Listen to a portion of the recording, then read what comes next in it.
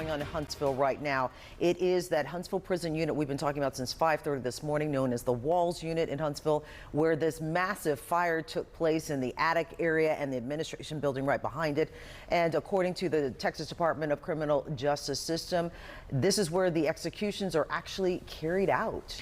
Well, as you can see from the video, you see the officer right there thinking about going in the building, turns right back around. Firefighters, fire crews found flames and smoke coming from the building, and that's when they arrived around 2:30 this morning. Well, we have crews there now on the scene. Seth Kovar, of course, has been following the developments all morning long, as well as Kara Willis. Now let's go ahead and go to our team coverage, beginning with Seth Kovar. So Seth, have you learned anything in the past 30 minutes since we last saw you? We've definitely noticed a few things developing here. You can see that the hook and ladder truck is no longer up. It was raised all morning long, and they were spraying water from it on the roof area right here, the administration part of the jail.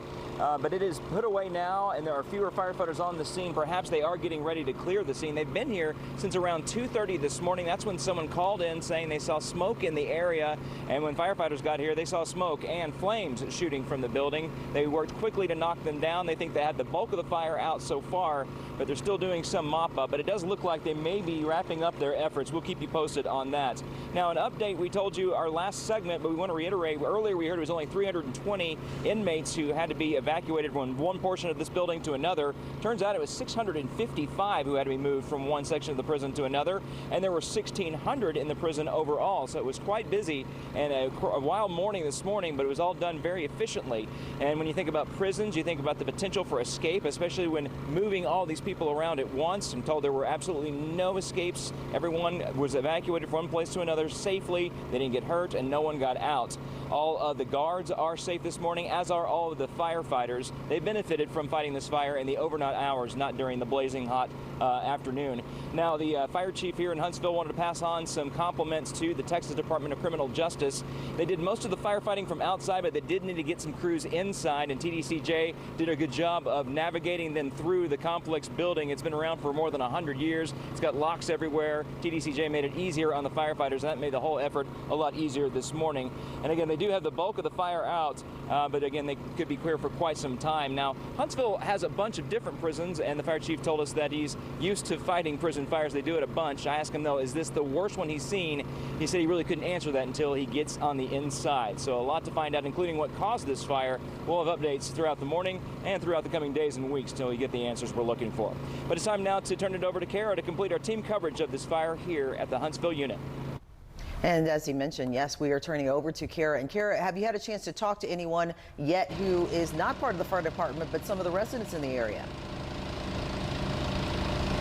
Hey, Sharon, I did speak to some of the workers here at the unit, but also I was able to catch up with Enrique Paz. He is a Sam Houston University student, and he's been here since early this morning, and he's giving us some insight on what he's seen, what he's heard. So, Enrique, I'm turning it over to you. How long have you been here this morning? So I've been here since about 6:30ish at the minimum, because I got a text at 6:10 a.m. from my mom asking me, have you heard about the fire in the prison? And I'm like, no, we haven't even gotten an alert. And the CatSafe system, which is our emergency alert system here at the university. So I was like, well, I'm going to go see what's happening. Is it affecting students? And I heard that 300 inmates were evacuated. So I was like, well, we hadn't even told about this. So it's I was just really curious, and this doesn't typically happen, you know? So CatSafe is the text messaging service that alerts you guys in the emergency. Is this normally delayed for students when something happens? At times, it's pretty timely, but there have been other instances where we haven't really gotten the information immediately or as more appropriately as we should have, in my opinion. And so I feel like this, should have been a little earlier. And yeah, it was kind of surprising to see, where's the news? Kind of relying on Houston News right now.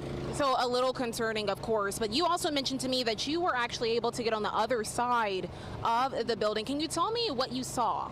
Yes, ma'am. So I actually live in San Jacinto, the dorm over there on the other side, and we're actually down the block pretty much from this prison.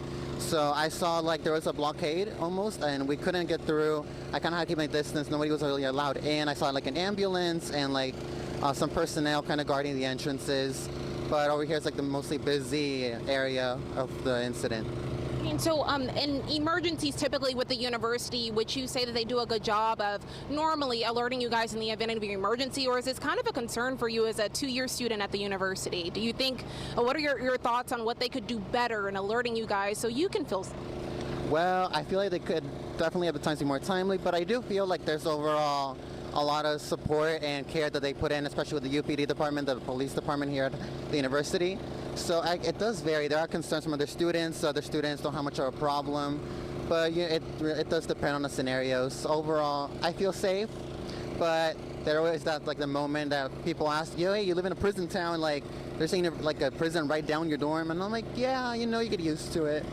Absolutely. Well, Enrique, I'm so glad that you are safe. Thank you so much for sharing your thoughts with us as well. And guys, again, the TDCJ says that everyone is safe and accounted for here. They're still putting out some small fires across the prison, but other than that, I hope to have more updates for you throughout the morning. All right, thank you so much, Karen. Great to hear insight from an actual student there who happened to be on the scene, and just to hear his own perspective, because I mean, they are in a prison town, and so anything that happens there does have an impact on them too. Yeah, if you look at the map, it's the prison, and just a few blocks away is the university, so that is definitely concerning. So I'm glad his mom messaged him and woke him up. Yes. But also do want to remind everybody that the Office of Emergency Management there in Walker County, reminding everybody to please stay away from this area. As you just saw in Kara's live shot, it's still very much an active scene. They have hoses over the roadway, so please avoid this area if possible. They don't want you to run over those hoses, which would cause problems with the firefighting efforts all the time too.